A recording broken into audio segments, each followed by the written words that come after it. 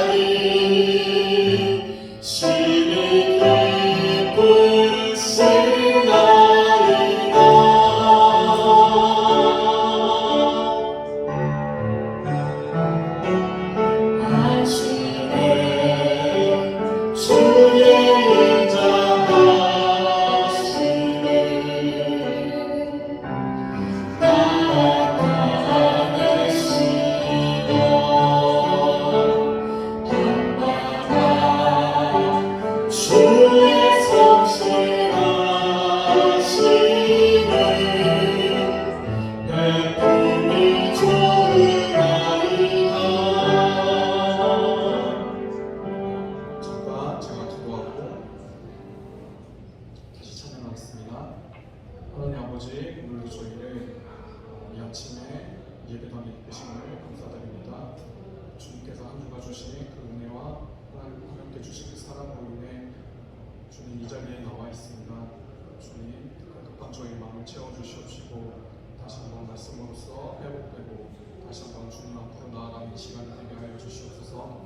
하나님 아버지, 말씀 전하시는 더욱더 강건하게 하여 주시옵시고 나오지 못한 성도들 또한 주님께서 더욱더 보살펴 주시옵소서. 또한 경화스러우시는 저희 성도들 주님께서 더욱더 보살펴 주심으로 인하여서 그들의 치유가 방식이 되고 또한 복음이 될 수 있는 시간이 되게 하여 주시옵소서. 모든 예수 그리스도의 이름으로 기도드립니다. 시간 박수 치면서 갈 길을 밝히고 계시니 찬양하겠습니다.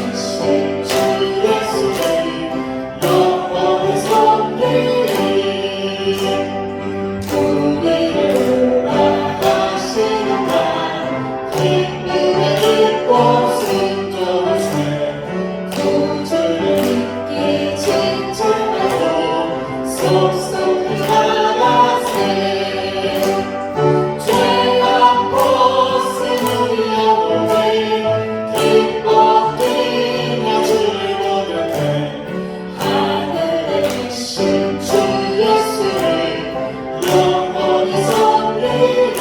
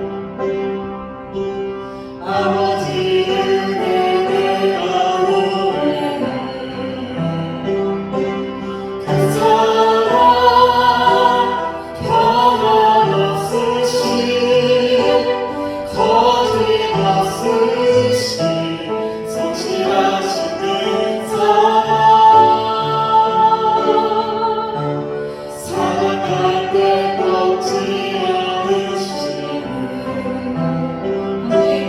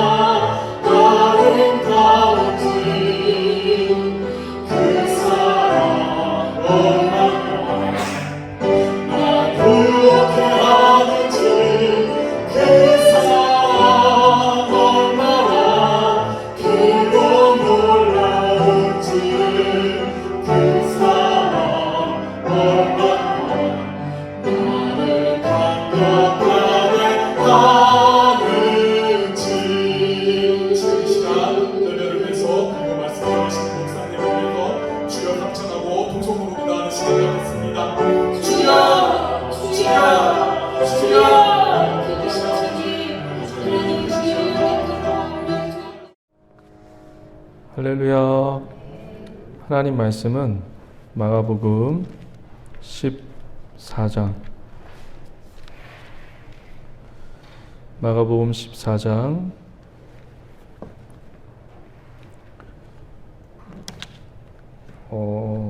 4절에서 9절까지 말씀을 보도록 하겠습니다. 마가복음 14장 4절에서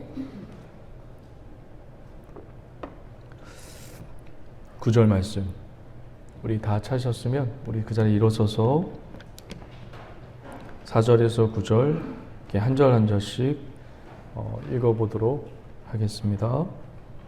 어떤 사람이 화를 내어 서로 말하되 어찌하여 이 향유를 허비하는가? 이 향유를 300데나리온 이상에 팔아 가난한 자들에게 줄 수 있었겠도다 하며 그 여자를 책망하는지라. 예수께서 이르시되 가만두라. 너희가 어찌하여 그를 괴롭게 하느냐? 그가 내게 좋은 일을 하였느니라. 가난한 자들은 항상 너희와 함께 있으니 아무 때라도 원하는 대로 도울 수 있거니와 나는 너희와 항상 함께 있지 아니하리라. 그는 힘을 다하여 내 몸에 향유를 부어 내 장례를 미리 준비하였느니라. 내가 진실로 너희에게 이르노니 온 천하에서든지 복음이 전파되는 곳에는 이 여자가 행한 일도 말하여 그를 기억하리라 하시니라. 아멘. 우리 자리에 앉으시면서 이렇게 인사하도록 하겠습니다. 주님이 지키시고 붙드십니다.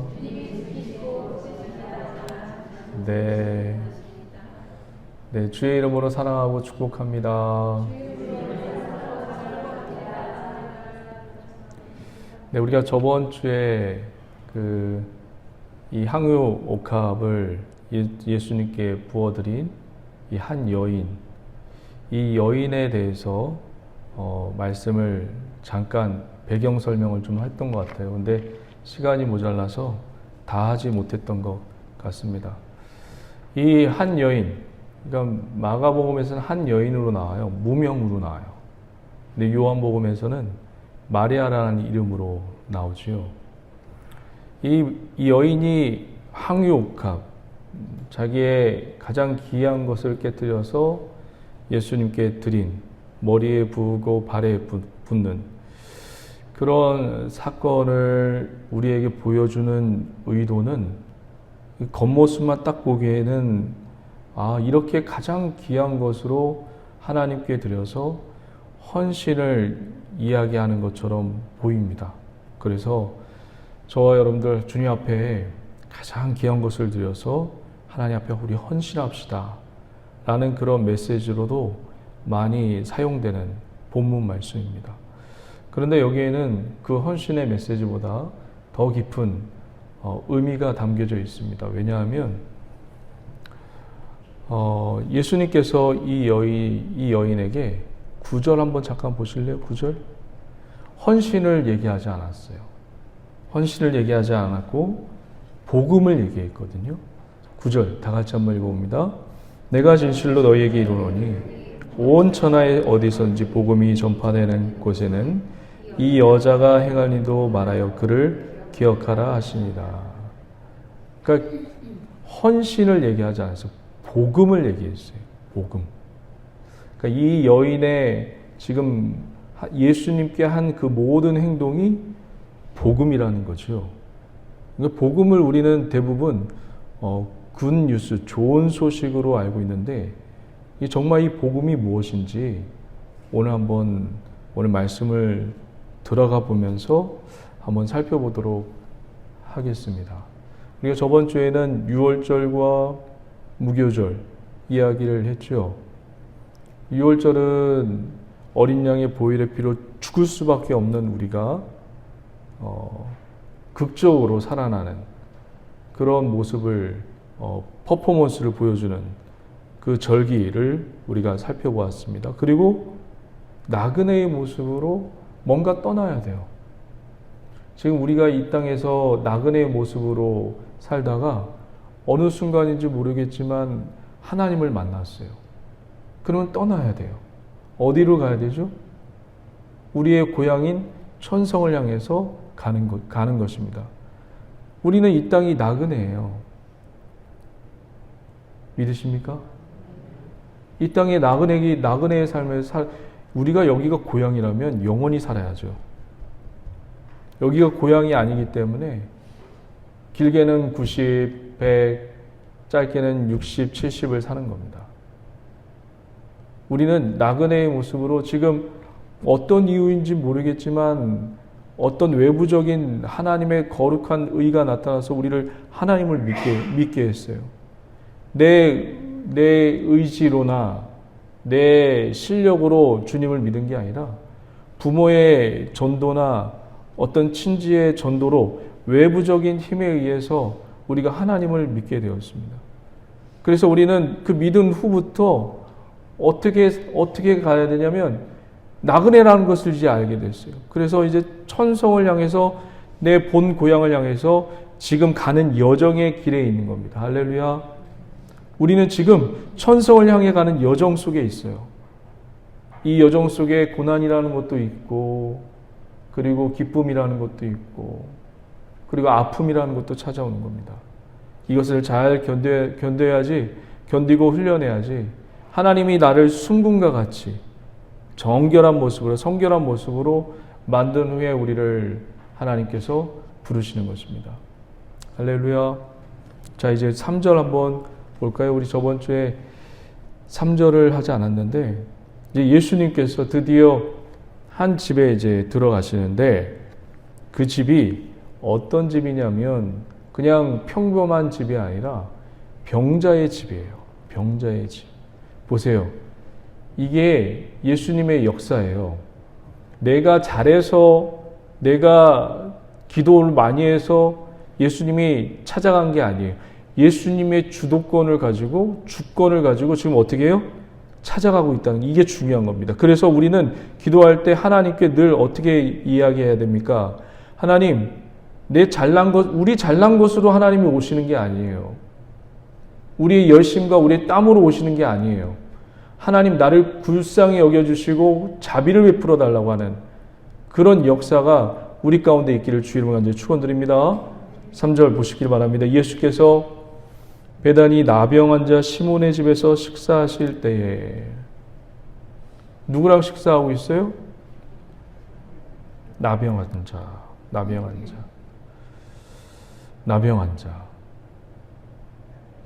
여러분 저를 한번 잠깐 보세요.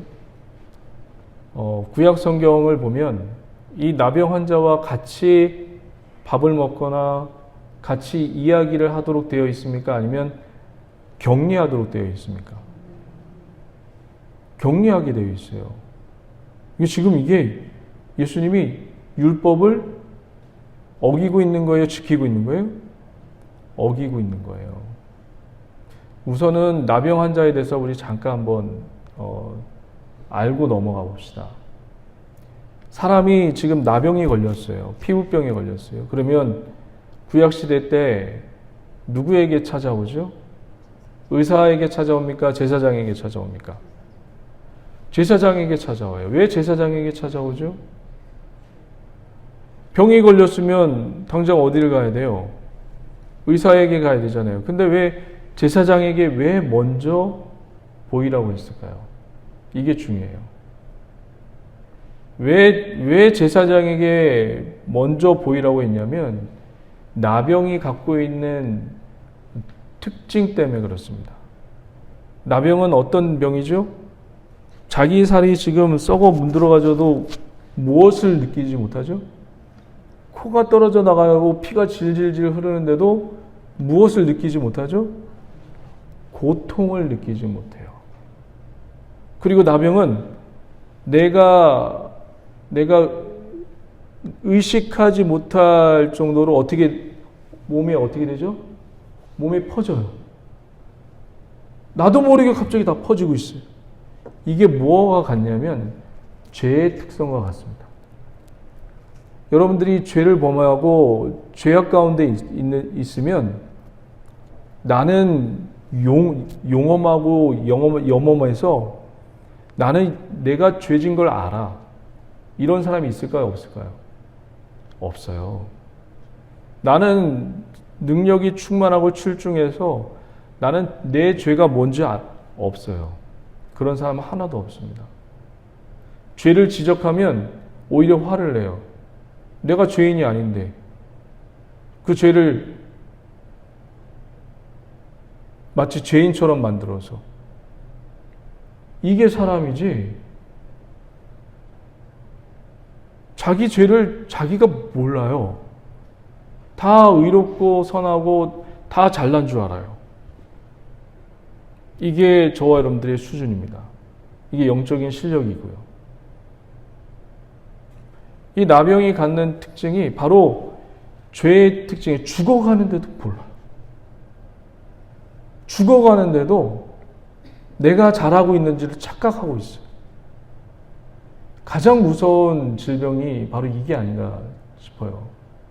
죄가 마지막에는 죽어가는데도 내가 잘한다고 착각하는 것, 내가 선하다고 착각하는 것, 그렇게 만드는 게 죄의 위력입니다.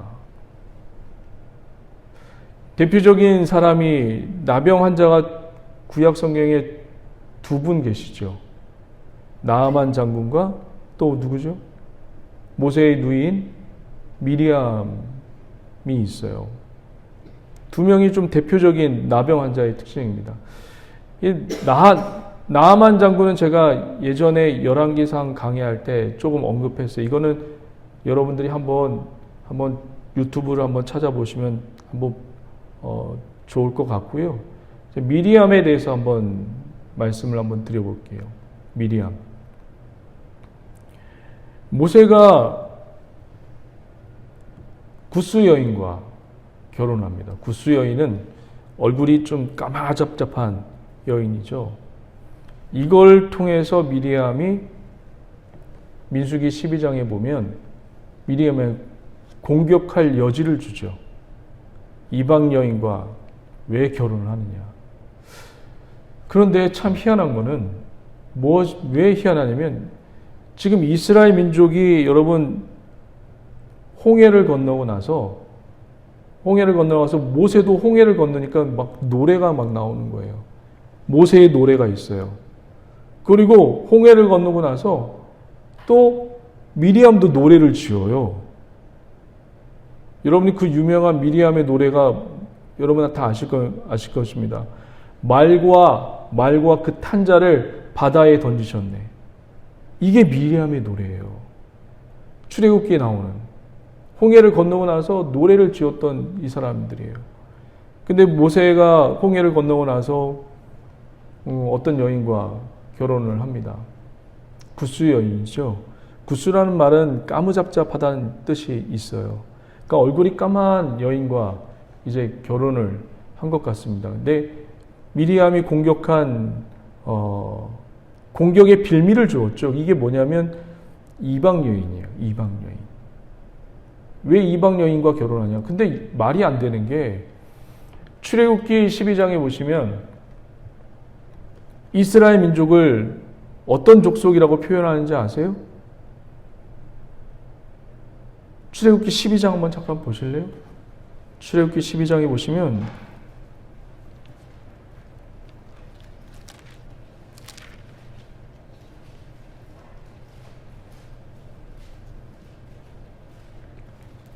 출애굽기 12장 38절 한번 보세요.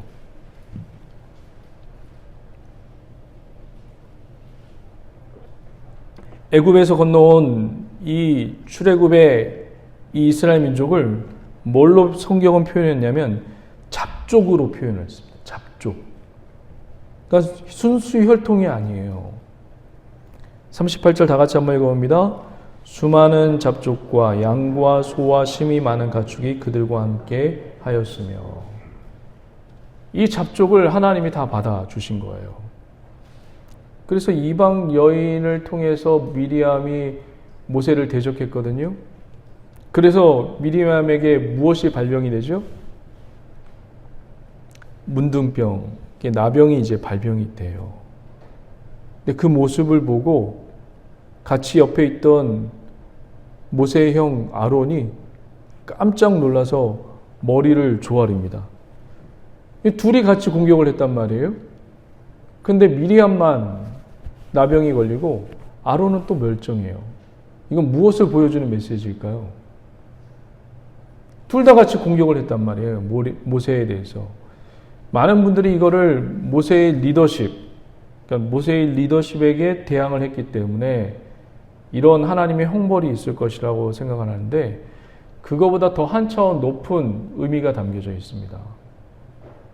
하나님은 모세의 그림 속에, 모세의 인물 속에 무엇을 숨겨놨냐면 그리스도를 예표하는 모습을 숨겨놨어요. 아브라함의 모습 속에 그리스도의 모습이 숨겨져 있어요. 요셉의 모습 속에 그리스도의 모습이 담겨져 있어요. 유다의 모습 속에 그리스도의 모습이 담겨져 있어요. 다윗의 모습 속에 그리스도의 모습이 담겨져 있어요. 구약 성경에 다 한 인물 한 인물마다 그리스도의 모습을 담겨 놓았단 말이에요. 조각처럼. 이거를 여러분들이 하나님의 은혜로, 하나님의 능력으로 이런 퍼즐을 맞출 수 않으면 그리스도의 모습이 나오는 겁니다. 모세의 그 한 단면에는, 전체가 아니에요, 한 단면에는 그리스도를 예표하는 모습이 담겨져 있어요. 그래서 이 누구를 공격한 거냐면 모세의 리더십보다 더 큰 그리스도를, 미래에 오실 그리스도를 공격하는 모습으로 하나님이 미리암의 모습을 담아놓고 있습니다. 그래서 민수기 12장 한번 잠깐 보실래요? 12장을 보시면 아론은 나병에 걸리지 않는단 말이에요. 그 이유가 바로 여기에 있습니다. 12장 10절 한번 보세요. 미리암과 아론이 같이 있어요. 근데 미리암이 나병에 걸려요. 그것을 본 아론이 무슨 이야기를 하냐면 중요합니다. 모세는 자기 동생이에요. 그런데 아론이 이런 이야기를 합니다. 10절 다 같이 한번 보겠습니다. 구름이 장막 위에서 떠나갔고 미리암은 나병에 걸려 눈과 같더라. 아론이 미리암을 본 즉 나병에 걸렸는지 누나가 나병에 걸렸네? 이거 어떻게 하지? 하면서 아론이 그 다음 절 한번 보세요. 이렇게 나아갑니다. 아론이 이르되 모세에게 이르되 슬프도다. 뭐라고요? 네, 주여. 여기서 하나님의 모습을 본 거예요. 그리스도의 모습을 본 거예요.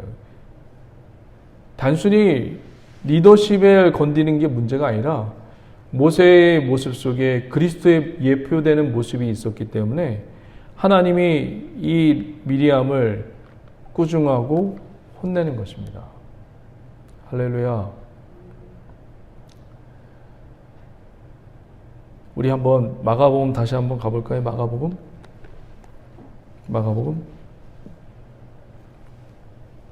나병 환자의 모습 속에서 하나님이 이런 것을 다 감춰 놓았네요. 예수님께서 이제 베다니 나병 환자 시몬의 집에서 이제 밥을 먹습니다. 나병 환자가 무슨 뜻인지 아시겠죠? 좀 더 제가 나중에 시간이 되면 좀 더 설명을 하도록 하겠습니다. 시몬의 집에서 이제 식사를 하십니다. 이게 있을 수가 없습니다. 이 나병. 근데 이 모습, 나병 환자와 같이 식사를 한다. 이 죄인과 같이 식사를 한다. 이거는 장차 우리가 누구랑 같이 식사하죠? 장차 누구랑 같이 식사할 거예요? 그리스도와 같이 식사할 존재들입니다. 믿으십니까? 이거를 미리 그려놓는 거예요. 우리와 함께 이 죄인된 나병된 이 죄인인 나와 함께도 하나님이 우리와 함께 식사도 하시는구나. 장차 미래에 있을 일을 예수님이 그려놓고 있어요. 이게 미래의 우리의 모습입니다. 그리스도와 식사할 우리의 모습. 할렐루야. 자, 또 한번 볼게요. 식사하실 때에 한 여자가 매우 값진 항유 곧 순전한 나드 한 옥합을 가지고 와서 그 옥합을 깨뜨려 예수의 머리에 부으니. 한 여자. 왜 이름을 감추었을까요? 이름을 드러내면 좋은데 이름을 감춘 이유에는 이 사람의 헌신이 드러나지 않도록 하기 위한 메시지입니다. 무명으로 처리한 것은 이 사람의 일과 행동이 이런 헌신이 중요하지 않다는 것을 우리에게 알려주기 위한 메시지입니다. 이 마가가 여러분 지금 이 글을 쓴 저자가 누구죠? 마가란 말이에요. 마가. 이 마가에 대해서 여러분 조금 아셔야지 왜 이 여인을 무명으로 처리했는지를 조금 알 수가 있어요. 여러분 사도행전에 보면 오순절날 성령이 임해서 120명 성도들에게 성령으로 임해서 방언을 하고 불의 혀처럼 갈라지는 그런 놀라운 은혜가 어디에서 일어났죠? 마가 다락방에서 일어났어요. 마가의 다락방, 마가의 집이라는 거죠. 그러니까 마가의 집, 다락이라고 우리 옛날 다락 그런 게 아니라, 그러니까 손님을 모실 수 있는 한 120명이 들어갈 수 있는 중요한 룸 같은 데를 이야기합니다. 120명이 한꺼번에 모일 수 있는 그런 룸이 있고 그런 집이 있다라면 마가는 부자였을까요? 가난한 자였을까요? 120명이 함께 모여서 식사할 수 있을 정도면 여러분 그 당시에는 굉장히 부자였어요. 마가는 굉장히 부잣집 도련님의 아들입니다. 그런데 그가 이 오순절 성령에 임했을 때, 오순절날 성령이 임했을 때 그도 성령을 받았단 말이에요. 그래서 바울이 1차 전도 여행을 할 때 바울과 바나바와 그리고 누구를 같이 가죠? 마가 요한과 함께 같이 1차 선교 여행을 떠나요. 배를 타고 구부로 섬에 도착해서 열심히 전도하고 귀신을 내어 쫓고 그런 사역을 합니다. 부잣집 도련님이. 그리고 또 배를 타고 올라가는데 밤빌리아 버가에서 보니까 산이 설악산보다 더 큰 산이 쫙 서 있는 거예요.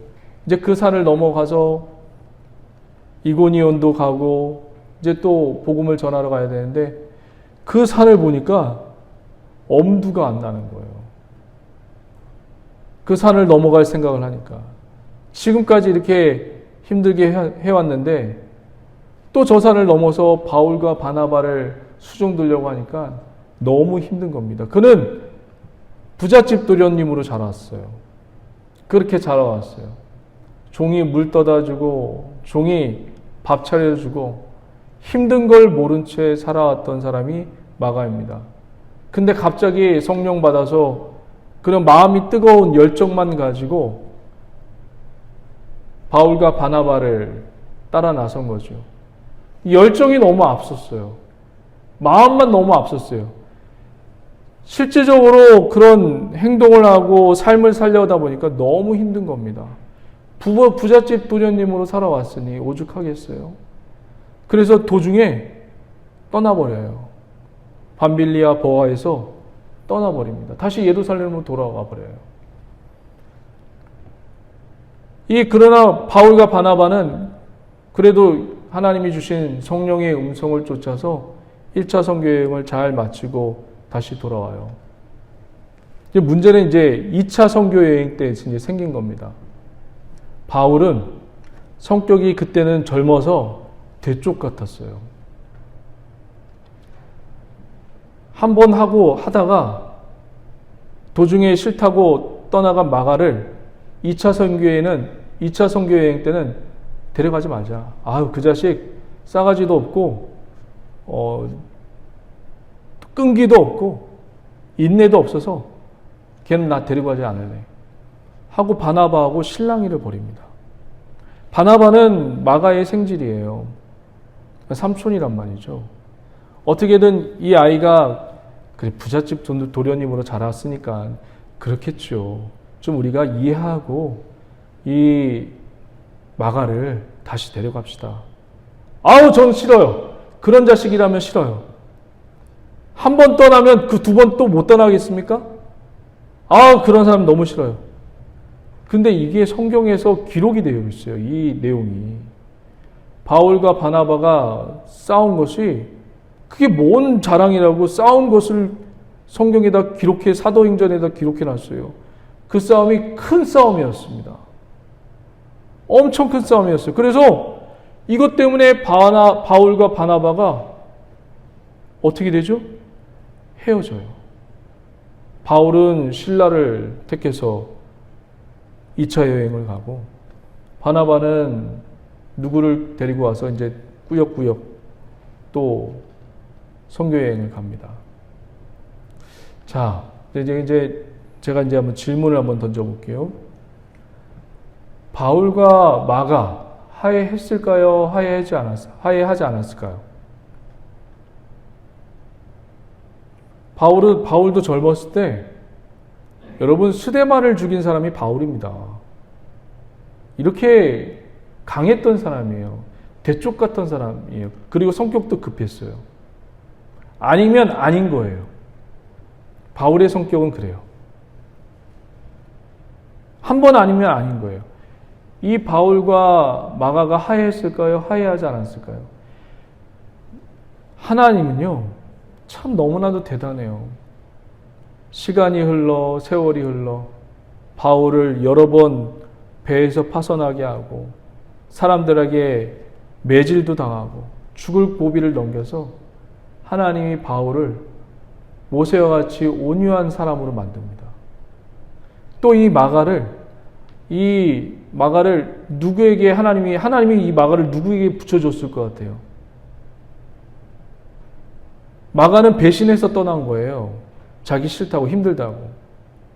똑같은 사람이 하나 있죠? 누구죠? 예수님을 배신해서 떠난 사람이 누구죠? 베드로. 이 베드로가 마가를 잘 훈련시킵니다. 그래서 베드로전서 한번 볼까요? 베드로전서 5장 한번 말씀을 보도록 할게요. 베드로전서 5장 한번 보세요.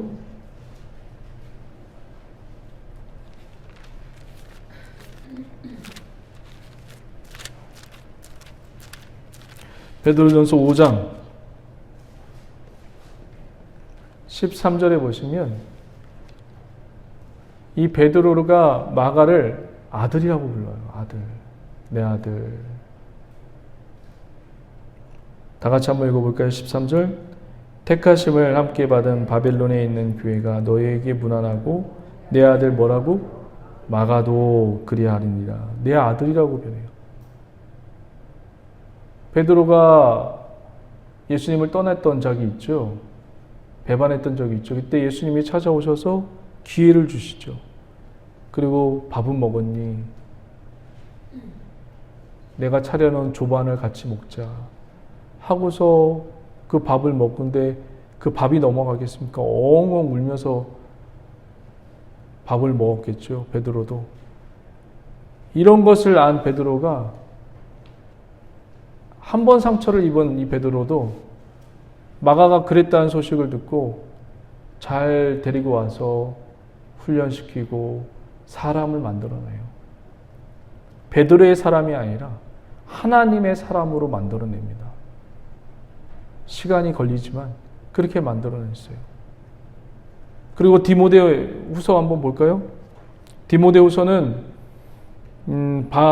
바울이 마지막 순교하기 전에 썼던 글입니다. 마지막 유작이죠. 디모데후서가 바울이 썼던 마지막 유작인데 이때 바울이 마가를 이렇게 평가하고 있습니다. 디모데후서 3장 11절 한번 보도록 하겠습니다. 디모데후서 4장 11절 4장이에요. 죄송합니다. 디모데후서 4장 11절 다 같이 한번 읽어봅니다. 시작. 누가만 나와 함께 있느니라. 내가 올 때에 마가를 데리고 오라. 그가 나의 일에 뭐라고요? 유익하니라. 할렐루야. 마가가 바울에게 이제 유익한 존재로 변화되었어요. 그러니까 하나님께서 변화시키지 못할 사람이 없어요. 믿으십니까? 어떻게든 하나님은 저와 여러분들을 순금과 같이 변화시키십니다. 고난이라는 것을 주셔서 내 안에 불순물들을 빼내고 내 안에 세상적으로 찌들었던 가치관들을 하나하나씩 빼내서 하나님의 사람으로 만들어 가십니다. 믿으십니까? 그래서 이 마가는 자기를 드러내지 않아요. 절대로 자기를 드러내지 않아요. 그래서 이 본문에서도 이 여인의 행위에 초점이 맞춰져 있지 않은 것을 한 여인으로 표현을 하고 있는 것입니다. 할렐루야. 우리 다시 한번 볼까요? 마가복음 14장 가면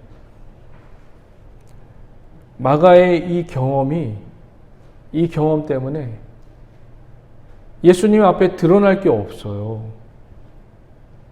오직 우리 예수님 앞에 드릴 게 있다면 뭐밖에 없을까요? 예수님 감사합니다 라는 고백밖에 없습니다. 우리 다 함께 저를 한번 따라해 볼까요? 예수님 감사합니다. 그것밖에 없어요. 그것밖에 없습니다. 그래서 여기에 이름을 집어넣지 않고 한 여인 무명의 이름으로 여기다가 놓는 거예요. 자, 우리 3절 다시 한번 읽어볼게요. 3절 다시 한번. 다 같이 한번 읽어봅니다. 14장 3절 시작. 예수께서 베다니 나병 환자 시몬의 집에서 식사하실 때 한 여자가 매우 값진 향유 곧 순전한 나들 한 옥합을 가지고 와서 그 옥합을 깨뜨려 예수의 머리에 부으니. 이게 참 성경을 읽다 보면 마태복음하고 마가복음은 예수의 이 옥합을 어디다 부었다고 나와 있죠? 머리에 부었다고 말씀하고 있어요. 근데 요한복음 한번 보실래요? 요한복음 12장 한번 보실래요? 요한복음 12장에 보시면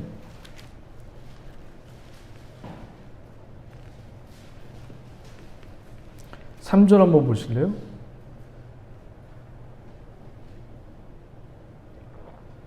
찾으셨습니까? 다 같이 한번 읽어봅니다. 시작. 마리아는 지극히 비싼 향유 곧 순전한 나드 한 근을 가져다가 예수의 어디요? 발에 붓고 자기 머리털로 그 발을 닦으니 향유 냄새가 집에 가득하게 되었더라. 요한복음에서는 그것을 발에다 붓고 자기 머리털로 그 발을 닦았대요. 이 마태복음, 마가복음에서는 이 향유를 예수님의 머리에 부었다고 하고, 이걸 어떻게 설명을 해야 될까? 한 주 내내 고민하고 묵상을 했습니다. 그런데 요한복음을 중심으로 제가 해석을 해볼게요. 지금 여인이 지금 예수님이 오셨다는 소식을 듣고 이 여인이 무엇을 풀었죠? 머리를 풀었어요. 이 머리를 수건 삼아서 이 머리로 예수님의 발을 닦았단 말이에요. 머리를 푸는 행동은 두 가지가 있습니다. 여러분 고린도 교회 보면 여인이 수건을 쓰라고 돼 있잖아요. 여인은 머리를 풀면 안 돼요. 그 당시 머리를 풀면 안 돼요. 두 가지의 의미가 담겨져 있어요. 어떤 의미가 담겨져 있냐면 민수기에 보면 남편이 의처증에 있는 남편이 있어요. 그리고 의처증뿐만 아니라 이 여인이 자꾸 밤늦게 들어와요. 그러면 남편 된 입장으로서는 어때요? 의심이 들잖아요. 이 여인이 밖에서 도대체 무엇을 하는 거야? 그리고 남편이 조금 정서적으로나 그리고 심리적으로나 영적으로 좀 약해서 그냥 막 의심이 너무 많아요. 집에 가만히 있는데도, 밖에서 일하다가도 와서 가만히 있는데도 막 의심이 너무 많아요. 그래서 그런 제사가 있어요. 이 여인이 바람을 폈는지 바람을 피지 않았는지 제사장에게 데리고 와서 이거를 검사만 받는 그런 제사가 민수기에 나와요. 그래서 제사장은 이 여인이 죄를 지었는지 외간 남자와 바람을 폈는지 안 폈는지 제사를 지냅니다. 예배를 지내죠. 예배를 지낼 때 두루마리 종이에다가 만약에 이렇게 쓰는 거죠. 만약에 네가 바람을 피고 죄를 지었으면 내 너쪽 다리가 붓고 배가 부를 것이며 그렇게 죽을 것이다 라는 종이를 써요. 그 종이를 잘게 뽑아가지고 물에다 타서 그 여인에게 먹입니다. 근데 이때 이 여인이 머리를 풀어요. 머리를 산발로 풀어요. 왜 푸냐면 여기 첫 번째 의미가 있어요. 뭐냐면 창피하죠. 다른 사람들 지금 뭐 그런 게 없지만 그때 당시 여인이 바람을 피면 돌로 죽는 거예요. 돌 맞아 죽는 거예요. 남자도 마찬가지고. 근데 이 여인이 모든 사람들 보는 앞에서 그런 거를 당하면 얼마나 수치가 되겠어요. 그러니까 수치스럽고 슬프고 남편에게 그런 의심을 받으니까 슬프고 그래서 그런 의미에서 머리를 푸는 겁니다. 이게 첫 번째 의미예요. 한번 민수기 한번 보실래요? 이 제사가 있어요. 민수기 5장 한번 보실래요?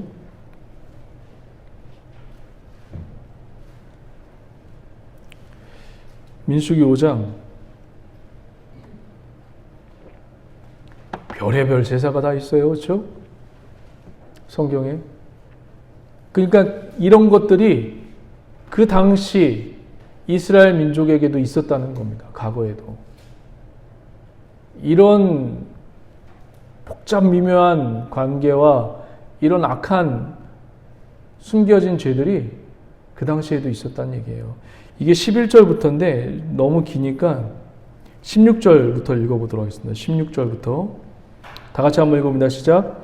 제사장은 그 여인이 가까이 오게 하여 야훼 앞에 세우고 토기에 거룩한 물을 담고 성막 바닥에 티끌을 취하고 물을 넣고 여인을 야훼 앞에 세우고 그의 머리를 뭐라고요? 풀게 하고 기억나게 하는 소재물 곧 의심의 소재물을 그의 두 손에 두고 제사장은 저주가 되게 할 쓴물을 자기 손에 들고 쭉 읽어보시면 됩니다. 그러니까 수치스럽고 슬플 때, 남편에게 의심받고 슬플 때, 그리고 그 많은 사람들 앞에서 이 쓴물을 먹어야 되고 제사 드리는 자기의 모습이 수치스러울 때 머리를 풀입니다. 자, 그리고 또 레위기 13장 한번 보실래요? 레위기 13장. 레위기 13장에 보면 언제 머리를 푸냐면 나병 환자가 나병이 걸렸을 때 한 사람이 나병이라는 피부병에 걸렸을 때 이 나병은 무엇을 상징한다고 얘기했죠? 죄를 상징해요. 죄와 똑같은 습성을 갖고 있기 때문에 이 나병이 걸렸을 때 이 사람은 부정하다 얘기를 해야 돼요. 그리고 머리를 풀어야 돼요. 우리 레위기 13장 45절 다 같이 한번 읽어봅니다. 시작. 나병 환자는 옷을 찢고 머리를 풀며 윗니스를 가리고 외치기를 부정하다 할 것이요. 머리를 풀고 이게 무슨 얘기냐면 머리를 풀고 예수님의 발을 닦는다는 얘기는 뭐냐면 내 인생이 다른 사람들에게 인정을 못 받았다는 얘기예요. 그런 슬픔을 당한 여인이었고 인정받지 못해봐요. 얼마나 슬프겠어요. 다른 사람으로부터 인정받지 못한 여인이었고 그리고 나병 환자가 얘기한 것처럼 머리를 푸는 행위는 나는 죄인이었습니다. 라는 고백이 이 머리를 푸는 행동 속에서 있는 겁니다. 할렐루야. 이 머리를 풀고 예수님의 발을 닦았다는 얘기는 나는 사람들로부터 인정을 못 받았지만 예수님으로부터는 인정을 받고 이 죄인이지만 예수님이 나를 받아주셔서 너무너무 감사합니다. 그래서 나의 가장 값진 것을 드리는 고백과 행동을 여기서 하고 있는 것입니다. 이게 뭐예요? 복음이라는 겁니다. 복음이 희양찬란하게 화려한 게 아니라 나는 세상 사람들부터 인정받지 못하고 그런 자였는데 예수님만은 나를 인정하더라. 그런데 나를 살펴보니까 내가 아무리 봐도 예수님한테 인정받을 존재가 아닌데 아무리 봐도 내가 죄인인데 나를 인정해 주더라. 예수님만은 인정해 주더라. 그래서 나의 가장 값진 것을 주님 앞에 드리는 이 모습이 이게 복음이라는 것입니다. 할렐루야. 이해하시겠어요? 이거는 제가 이렇게 말을 한다고 아무리 잘 설명해도 이건 이해의 문제가 아닙니다. 하나님이 조명해 주지 않으면 이거는 마음속에 새겨질 수가 없어요. 하나님이 저와 여러분들 조명해 주시고 성령으로 이해시켜 주시기를 주의 이름으로 간절히 축원드립니다. 자, 마지막으로 마가복음 다시 한번 넘어와서 막 이 사람들이 이 항옥합을 깨뜨리고 드리니까 그 주변의 사람들이 너 미쳤냐?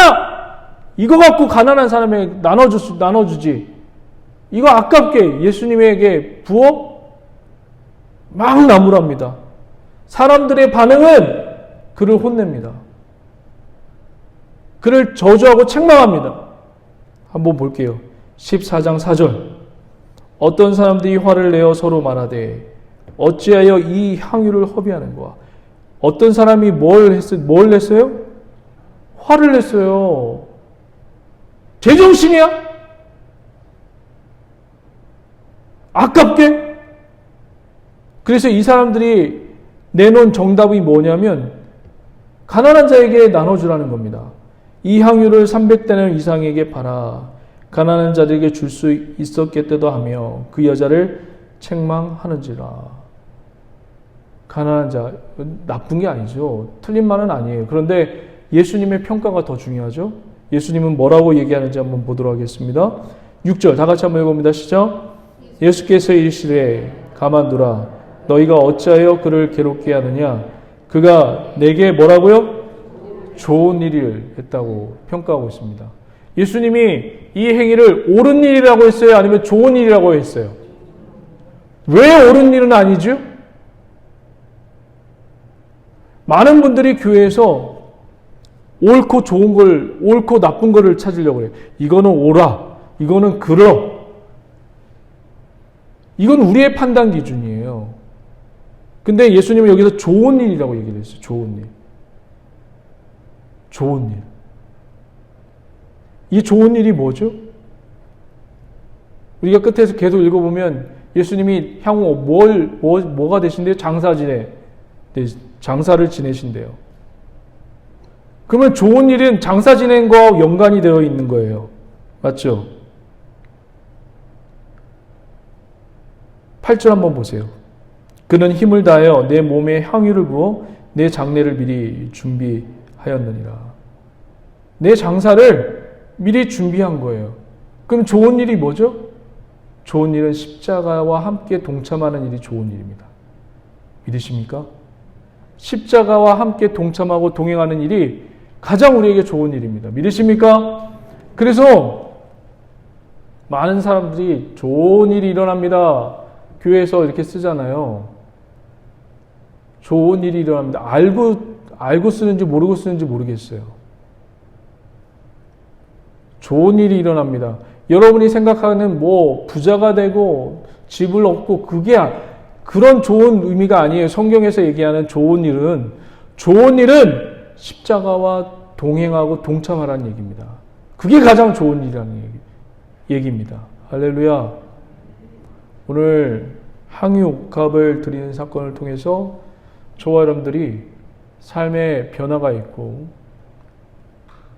행함의 변화가 있고 삶 속에서 큰 은혜가 임하기를 주의 이름으로 간절히 축원드립니다. 기도하시겠습니다. 하나님 감사합니다. 오늘도 말씀을 통해서 은혜 받게 하시고 주님과 동행하게 하심을 감사드립니다. 주님과 더욱더 동행하고 주님을 더욱더 사랑하며 나가는 기업 복된 우리 성도들 될 수 있도록 도와주시옵소서. 예수님의 이름으로 축복하며 기도드립니다. 아멘. 우리 다 함께 자리에 일어서서 우리 찬양하고 기도하도록 하겠습니다.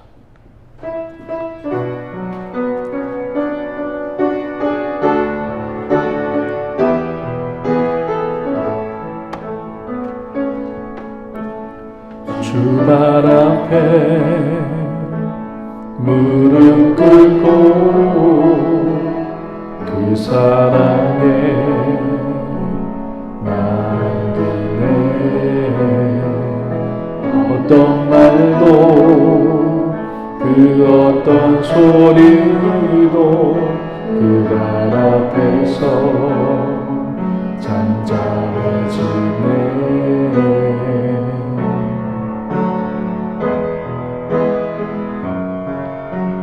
주 나의 사랑 그발 앞에 앉아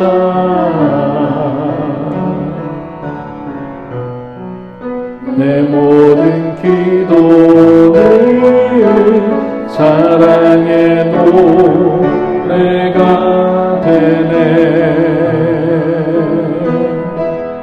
주의 옷자락 만지며 주의 두 발을 씻기며 주님 그 발에 입 맞추며 나의 왕관을 놓으리. 주의 옷자락 만지며 주의 두 발을 씻기며 주님 그 발에 입 맞추어 나의 왕관을 주의 옷자락 만지며 주의 옷자락 만지며 주의 두 발을 씻기며 주님 그 발에 입 맞추며 나의 왕관을 놓으리. 주의 옷자락 만지며 주의 두 발을 씻기며 주의 그 발에 입 맞추며 나의 왕관을. 우리 다 함께 주의 성원을 세 번 외치고 하나님 주님만 바라봅니다. 주님만을 의지합니다. 다 함께 주의 성원을 세 번 외치고 동서로 기도합니다. 주여 주여 주여. 할렐루야. 하나님 감사합니다. 주님 감사합니다. 오 주 하나님 감사합니다. 하나님 감사합니다. 아버지 하나님 오직 주님만을 의지하며 아버지 하나님 바라고 나갈 수 있도록 역사하여 주시옵소서. 아버지 하나님 주님의 아버지 발 앞에 아버지 엎드리며 나가는 아버지 저희를 낼 수 있도록 도와주시옵시고 오 주님 홀로 영광과 찬송과 존귀를 받아 주시옵소서. 아버지 하나님 우리 성도들 한 분 한 분 아버지 하나님 도와주셔서 아버지 하나님 마리아와 같이 한 여인과 같이 아버지 하나님 주님 앞에 아버지 하나님 하나님 앞에 모든 것을 내려놓으며 주님만을 의지하며 바라보 나갈 수 있도록 역사하여 주시고 인도하여 주시옵소서. 아버지 장로님과 권사님 집사님 하나님 건강 주시옵시고 우리 주님만을 바라보 나가게 도와주시옵시고 성령의 충만을 도와주시옵시며 모든 의감과 저주의 권세가 떠나가게 도와주시옵시고 하나님의 기름 부으신 은혜가 충만할 수 있도록 도와주시옵소서. 하나님 우리의 수치를 가리시고 아버지 우리의 아버지 죄인을 아버지 용서하여 주시옵시며 아버지 하나님 우리를 아버지 하나님 의롭게 만드시고 하나님 아버지 그 아버지 하나님 주님 앞에 우리와 함께 같이 식탁에 앉아 아버지와 우리와 함께 어울리는 아버지 이렇게 놀라운 성상을 아버지 해봅니다. 하나님 도와주시고 아버지 이곳에 예수님께서 임하셔서 아버지 예수님이 임하시는 교회가 되게 하시고 예수님이 축복해 주시는 교회가 되게 하시고 예수님의 놀라운 은혜가 충만하는 교회가 될 수 있도록 하나님 역사하여 주시고 인도하여 주시옵소서. 주님 감사합니다. 주님 감사합니다. 주님 홀로 영광과 찬송과 존귀를 받으실 줄 믿사오며 예수님의 이름으로 축복하며 기도드립니다. 아멘. 아픈 분은 아픈 곳에 손을 얹고 기도합니다. 또 문제가 있는 분은 가슴에 손을 얹고 기도합니다. 하나님 도와주시옵소서. 아버지 하나님 역사하여 주시옵소서. 우리 성도들 한 분 한 분 도와주셔서 믿음으로 서는 방법을 알게 하여 주시고 한 주간에도 아버지 하나님 주의 능력과 권세로 아버지의 삶을 영위해 나갈 수 있도록 역사하여 주옵소서. 아픈 곳에 손을 얹었습니다. 예수님의 이름으로 명하노니 흑암과 저주의 권세는 떠나갈지어다 떠나갈지어다 떠나갈지어다. 하나님 우리 성도를 한번 도와주셔서 자녀 또한 아버지 문제 또한 직장 생활 가정 아버지 하나님 모두 다 지켜주셔서 하나님 하나님의 뜻대로 하나님의 법칙대로 하나님의 생각대로 살아갈 수 있도록 도와주시옵소서. 흑암과 저주의 권세가 틈타지 못하도록 주님 불꽃 같은 눈동자로 우리를 지키시고 보호하여 주시옵소서. 주님 감사드리며 예수님의 이름으로 축복하며 기도드립니다. 아멘. 우리에게 승리를 주신 주님께 영광의 박수 올려드리겠습니다.